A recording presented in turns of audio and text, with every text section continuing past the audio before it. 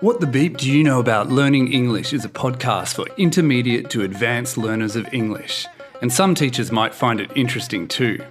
The podcast aims to provide different perspectives on learning English and at the same time develop our listeners' English skills. In this episode, we interview Amy Coutts. We talk about how acting can help your pronunciation, why you should be using a dictionary, and an idiomatic expression that includes a finger and a bum. Okay, let's start writing.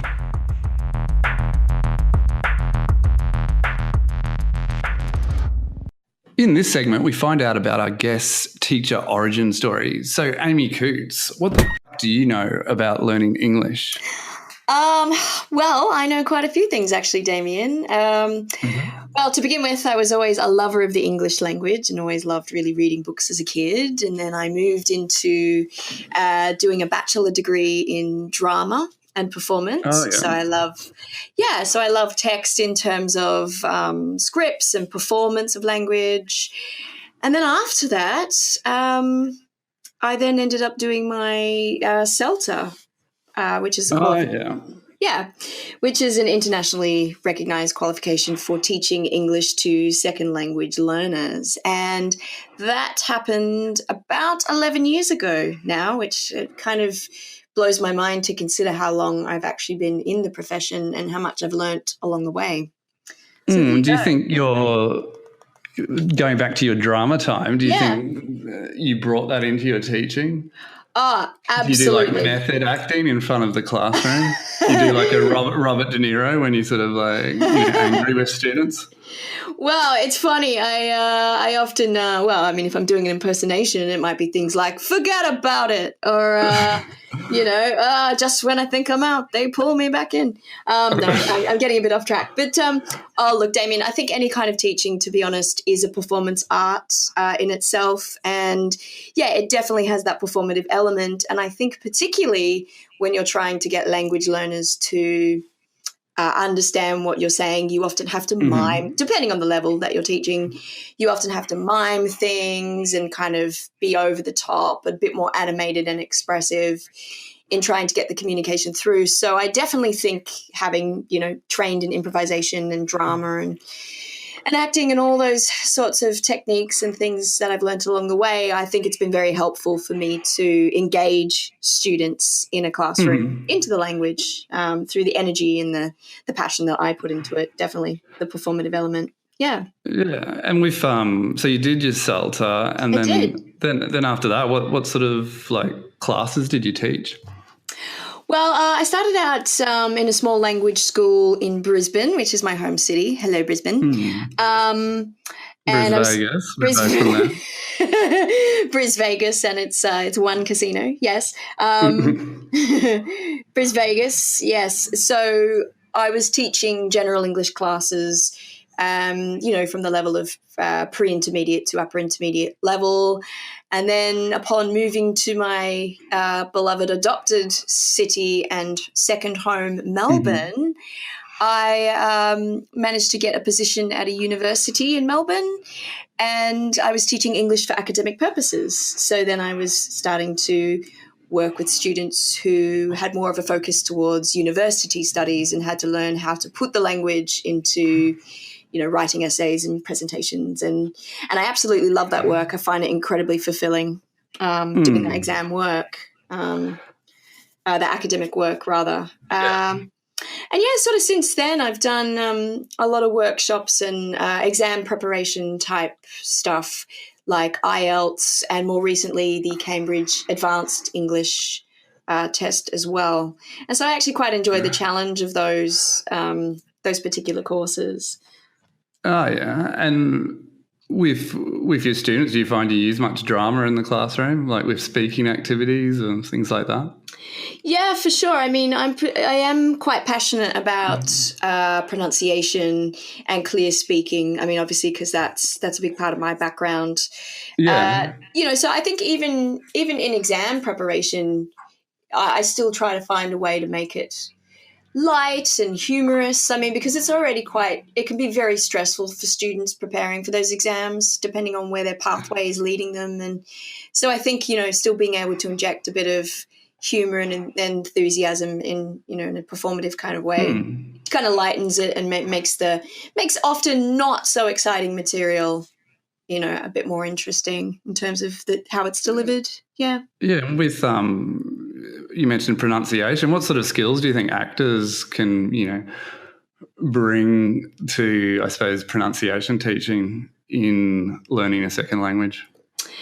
Well, I think when you're working with scripts, particularly, you understand, aside from just seeing the writing on the page, you can understand sort of tone and intonation, I think, the intention behind certain lines that are delivered.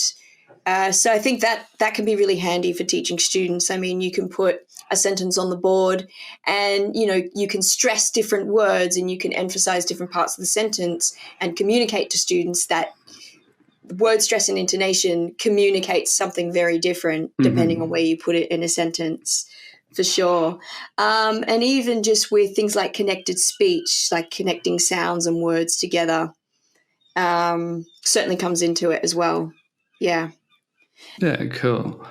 And also you mentioned, I suppose you talked about like the stress, students have before tests. You're sort of working on a new project with this. Yeah, well, you're talking about, I can't remember what it's called. Psycho. You can help me out here. Yeah, hypnotherapy is the word. Hypno, sorry, not psycho. I had for some reason psycho in my mind. Well, I mean, it's you're probably thinking of psychotherapy, which is that's it, more talk therapy and psychology and that sort of thing. Not psycho killers and stuff like that. No, I think that's the opposite of what we want to achieve for the test. Yeah. But yeah, you were sort of looking at integrating this maybe into future sort of courses with your students possibly, yeah? Could you tell us a bit about that? Yeah, absolutely. So I am a trained hypnotherapist in rapid transformational therapy, which is a form of hypnosis developed by a woman by the name of Marissa Peer, who is Britain's top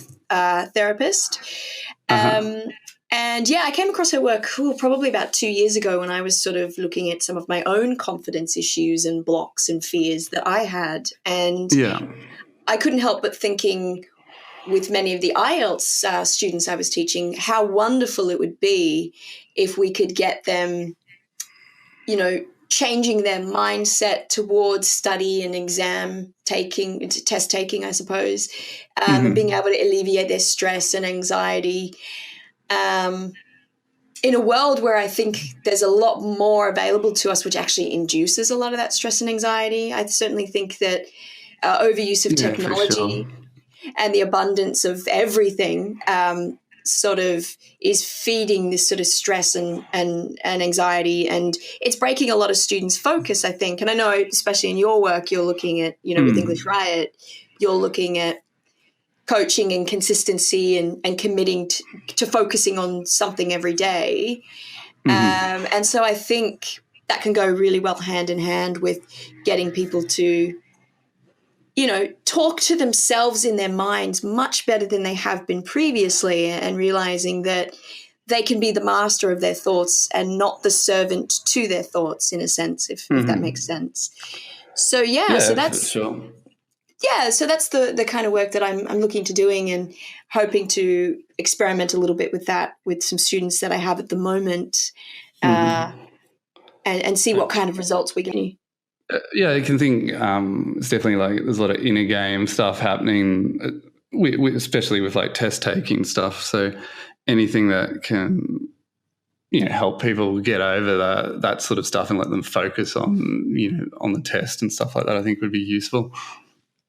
Yes, absolutely. Absolutely. So, yes, it'll be very interesting to see, and you're right, if I do have participants that are quite willing to, try a different approach to their study on a more unconscious level, and just to see what impact that might have. I mean, that's something I'm really fascinated about. And eventually it'd be great to do some actual really thorough studies into looking at the correlation between, possibly a group that does the test with no hypnotherapy and a test that with students that have, and just see if there's any difference there. I mean, there may be studies where this has actually been done.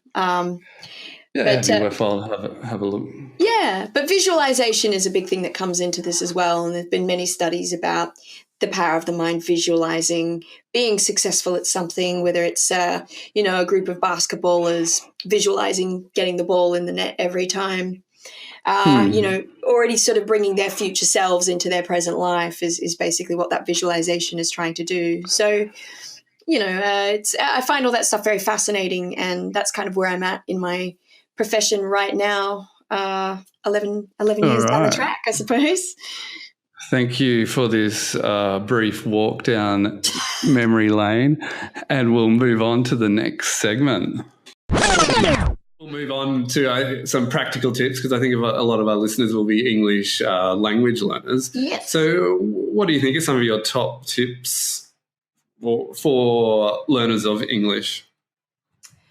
Ooh, okay. Top tips. Oh, where do I begin? I think a big one is vocabulary.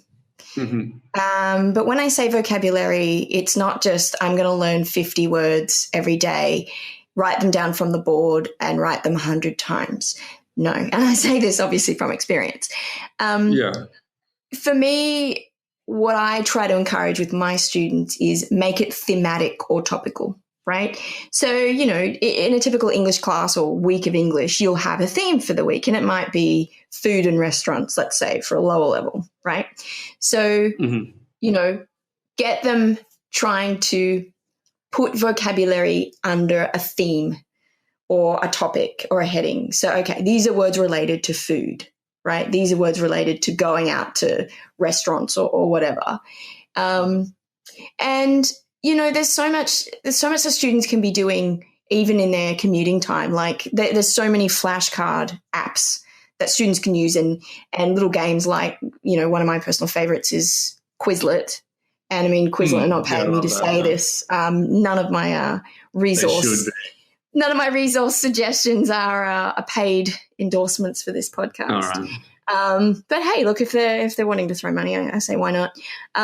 So Quizlet's a really, really good one. And so I get students, so we do thematic ones. Like I'll give students lists that relate to the topic of the week, or I try to encourage them to make their own and then make them however they're going to remember it. So if they're a visual person, like they may be able to put up a picture and do matching activities with the picture and the word. Tip two, play to your strengths. So what I mean by that is figure out how you like to learn, because everyone has a different learning style, right? So are you a visual person? Are you an auditory person, verbal, physical? So for me, like I said before, I tend to remember things best through auditory means. And, I've been reasonably good with remembering song lyrics.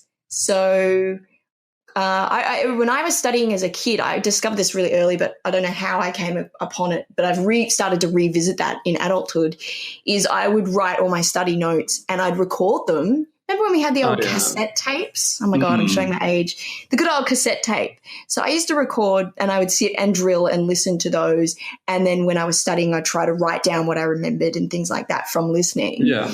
So, and I've always been pretty good with songs, like, lyrics and knowing what song it is just from a few bars and stuff.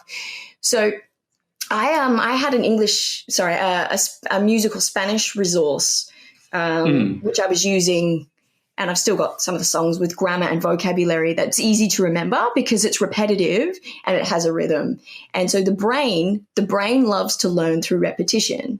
As boring as we might think that is, like I said before with learning lines for a script, I actually record my lines. I record them all flat, so I don't put any emotion into them.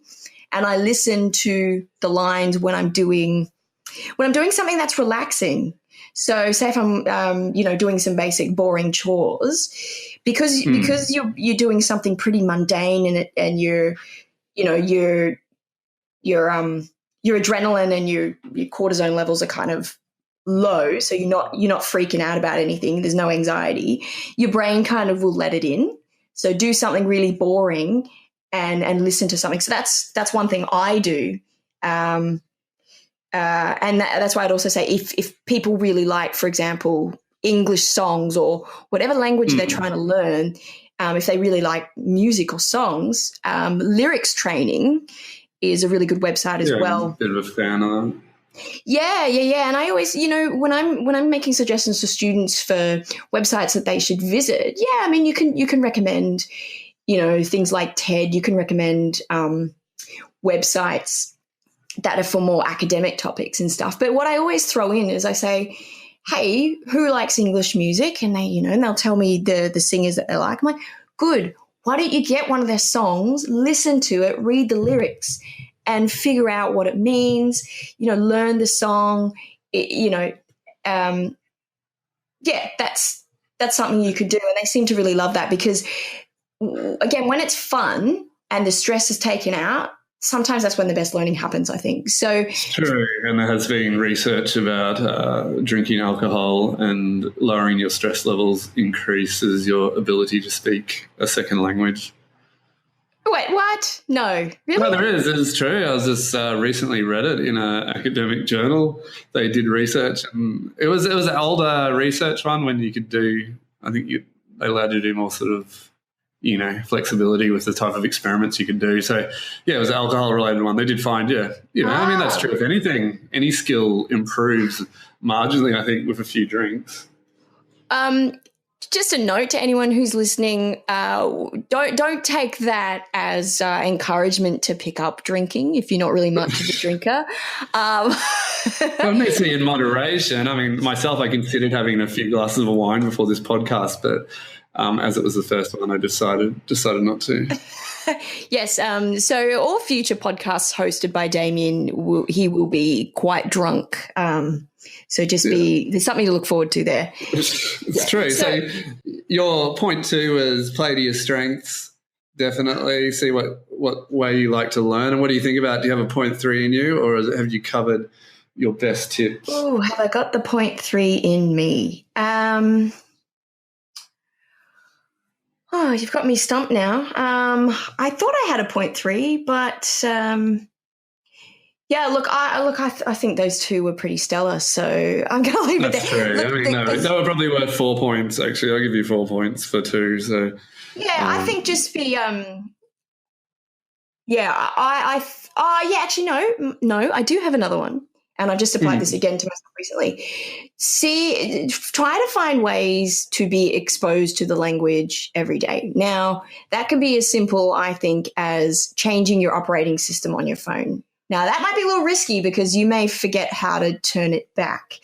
Maybe what you need to do is make a little note to yourself of where in your settings you can change the language, make a little note perhaps. Because, if you're seeing... And again, look, we say to students when they come over to study when they're in Australia, it's better if they're operating, because these are students who are potentially going to be here for 3-4 years doing university courses, as is my experience. We say change your operating system to English. One, it helps the IT guy when he has to help you with a technical problem. So that's one reason. And 2, you're constantly seeing, when you open up your computer every day, you're constantly seeing the language. So I've done that with my phone. So I'm starting to see things and making connections between what I'd normally see there in English and what I'd see there in Spanish, and sort of trying to make those connections between, this means you, this. Lost a lot of friends because you were miscommunicating?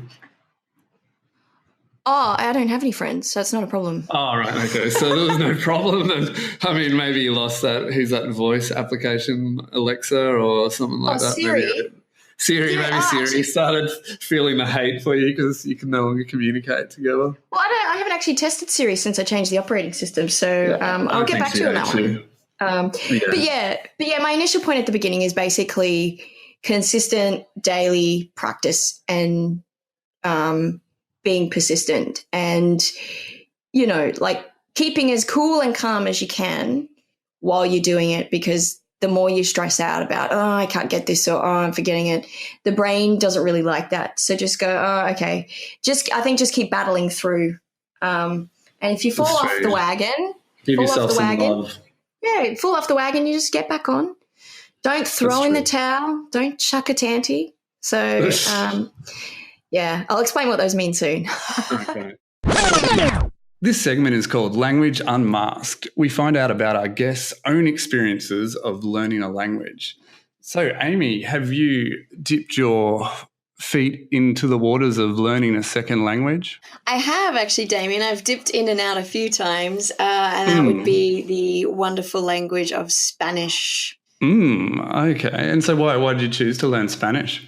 To be honest with you, I've thought about this question many times, and I honestly cannot come up with a concrete answer. I don't know. I mean, I was just, I really can't pinpoint a time when I wanted to do this. Maybe I need to go under hypnosis to find it. But I do remember being in high school, and I think it was a teacher who she was an English teacher actually, and she was also my homeroom teacher, and I really admired her. I thought she was really cool. She's only like 10 years older than us, so we all thought she was quite cool. And she talked about the fact that she was also a Spanish language teacher in addition to being an English teacher, and she told us about her experiences of living abroad in El Salvador. And I just thought that was kind of cool. I think it was because she was cool. That's probably the reason, actually. I think a lot of people start learning a language. They say, hey, that dude's pretty cool. Yeah. I'm going to learn a language. Yes. Do you think, in the classroom you give students lots of advice? Do you take your own advice and practice what you preach with your own Spanish studies? Yes and no, to be perfectly honest. So what's the yes? The yes is would probably be trying to expose yourself to the language a little bit every day. That's something I try to do regularly. Again, it's especially important when you're not in a Spanish-speaking country or whatever country you're in and it doesn't have the language. So you kind of have to work twice as hard. I mean, I'm teaching a bunch of Spanish students at the moment. And really? Yeah, and most of them live and work here in Brighton. So they're exposed to the English every day, which is great. But when you're not in that country, you've got to be looking at it a little bit every day. So I might have my operating system in Spanish on my phone. I might read a little bit of Spanish each day or do some flashcards. So that's definitely something I do follow. With your students in class, did you tell them that you had a little bit of Spanish, or do you keep it a secret so you can listen in on when they're like bad-mouthing you? No, they do know. And what I try to do every lesson, actually sometimes it happens unconsciously, is, I will, say a couple of words or a short phrase in Spanish to them, whether it's to say goodbye or hello or someone's birthday. So I'll say, Feliz cumpleaños in Spanish, which means happy birthday. Or if there's a student that I can see who's struggling with an English vocabulary word, I know you're not really supposed to do that, but these are quite high-level students, and they don't really talk much Spanish anyway. I might say the word in Spanish if I know it, the equivalent word in Spanish for the English word they're trying to understand or the concept. So, there's a little bit of that, but I make it very clear to them that I would be a lower level Spanish learner. I am not an advanced level Spanish learner, even though they may be an advanced level English learner. So I make that very clear to them. Yeah. And what about in your experiences of learning a language? Have you ever had any embarrassing stories? I like to get the guests here, to share their shameful experiences in a second language so everyone can feel like it's, normal and don't get hung up about it. Yes, I can share an experience, actually. I was in beautiful San Sebastian 3 years ago on a lovely holiday, and I was in a souvenir shop, and I found a really cute little bracelet that I wanted to buy for my niece.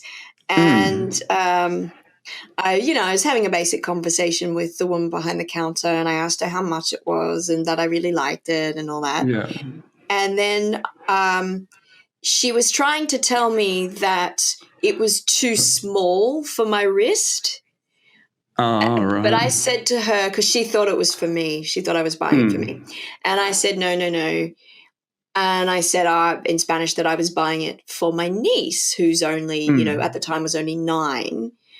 And she looked at me as I was paying, and her eyes were just wide open, and she had this look of shock on her face. And I thought, what's that all about? That's what have I done or said? And then we were leaving, and the boyfriend I had at the time said, what was wrong? And I was trying to think. I'm like, no, I said something wrong to that lady. He goes, what do you mean? I said, yeah, no, I've said something wrong. And I had to get to the bottom of it. Like, I was obsessed with it. And he said, just don't worry about it. I'm like, no, I have to know what it was. Well, turns out that when I looked up my vocabulary, I had said that I was buying it for my granddaughter. Oh, right. Not for my niece. So the word that I thought, I guess it's one of those false friend moments where you think a word in another language sounds very similar in English. Like embarazada sounds like the word embarrassed, right? But it actually means pregnant. So that's an example of a false friend. And it was the same with, I said the word nieta, which I thought sounded more like niece, but actually, it was granddaughter, and the word for niece is sobrina. So I had a good old chuckle to myself when I realized that I'd said granddaughter, and she's probably looking at me going, oh my God, like, how old are you? Or how, like, well, you're probably happier actually that she did have a shocked expression, because if she thought it was quite normal, and she might have thought, you're a lot older. Yeah, which I guess is probably an insult back on me, but I don't know. So it was good. The shocked expression was good. Yeah. And what about favourite expressions? Do you have something, you think that Spanish captures better than English, or it's something you like the sound of in Spanish? That's a really good question. I really like, well, I mean, it's almost the same in English, but I really love interesante, which is interesting. Got a nice sound to it. Yeah, I love saying it. And there's another word for luggage, which is equipaje, and I love it. Maybe I'm not pronouncing it correctly, but equipaje. Do you put them together all the time when you're talking about your luggage? Interesting luggage. Yeah, can you say that together? El equipaje interesante. I guess that's how you might say it. Just listening to that, I actually want to find out what your luggage looks like and stuff. Yeah. I also like hermano, which is the word for brother.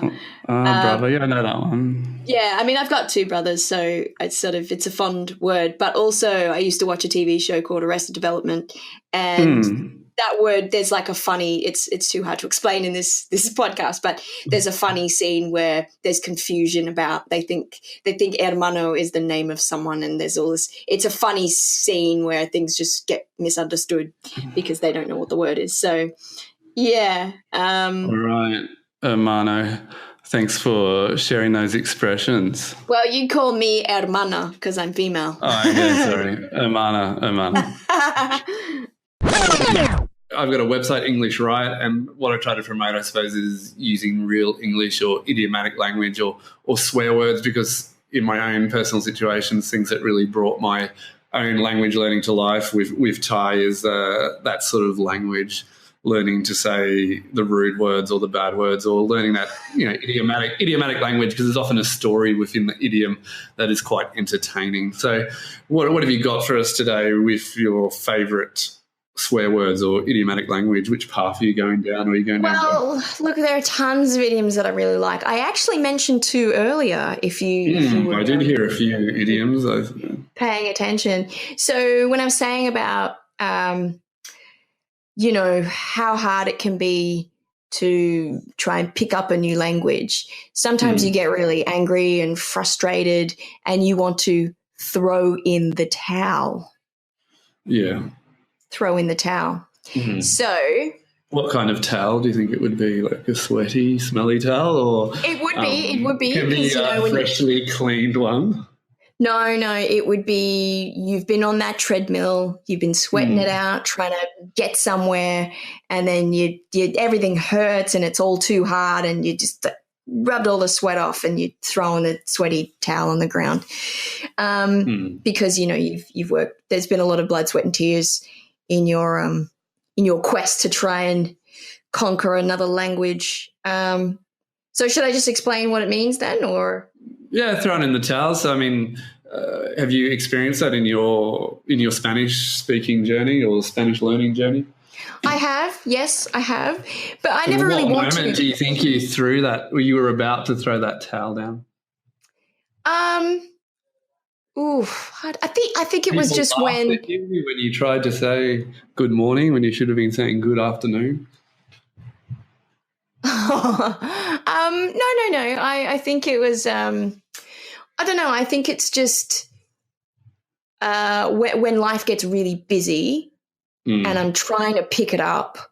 I'm trying to pick up the language and I just don't have enough. I feel like I don't have enough time to do it. And then I'm around colleagues and they're just like, they speak multiple languages and they're having conversations. And I get so frustrated because I'm like, I'm never, yeah. And I think, I'm never going to be as good as them. And so I just go, why even bother trying? And then I stop and I throw in the towel. I quit. Yeah. I think I had a towel throwing experience this month. I was just sort of, trying to work, get things out, and everything seemed to be going wrong, from baby vomit on my shoulder to new teachers not arriving and then getting horribly ill. So, I mean, I had that towel in my hand, covered in vomit, covered in snot, and I was ready. Did you jump up and down a bit? Did you scream? Oh, did you punch I don't know, jump down. I'm sort of more like hang my head, sort of not as expressive in that sense. Like, the weight of the world on your shoulders. Yeah, I had it about to slip out of my hand rather than smashing it into the ground because it was slick with all those bodily fluids, I suppose.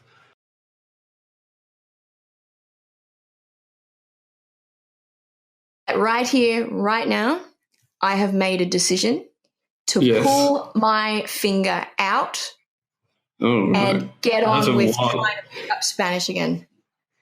What are you actually pulling your finger out of? Well, this one I guess it's a bit naughtier actually. I mean, it's not really a swear word, but it's basically, it's basically like you're sitting on your hand and you're not doing anything, like you're not working or doing anything. So you've got to just like get in there and get the work done instead of procrastinating or making excuses not to do something.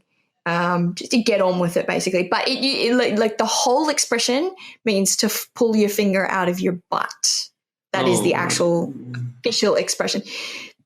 Yeah. So let's not take that literally. That's the point of an idiom. But you'll probably visualize that if you're doing that, you're not getting a lot done, and you're not gonna get any further because you're just wasting your time. So. Yeah, it'd be, I think, quite an interesting sound. I think when people pull their finger out, it's probably like a bell that goes across, the office or the school, and people are aware, there's the pulling your finger out sound, which is notifying that someone's finally starting their work. I don't know what that sound would be like. I'll have to look it up on sound effects for me. Yeah, no, I can't do it. I think it should just be some sort of like. I think it should be some sort of triumphant, chime, like if you think of Okay, the final segment for today is called In the Red Room, and this is inspired by a program I used to enjoy watching called Twin Peaks. Do you know much about Twin Peaks, Amy?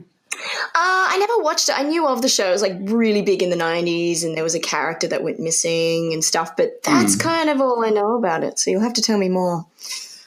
Okay, so one of the characters in it was a small red dwarf, and he would always appear in people's dreams in a red room saying something backwards. So I thought, inspired from this, we might have a challenge for our listeners where you will say something, maybe a swear word or slang expression connected to what we were talking about today, and we will speed it up or slow it down or put it backwards.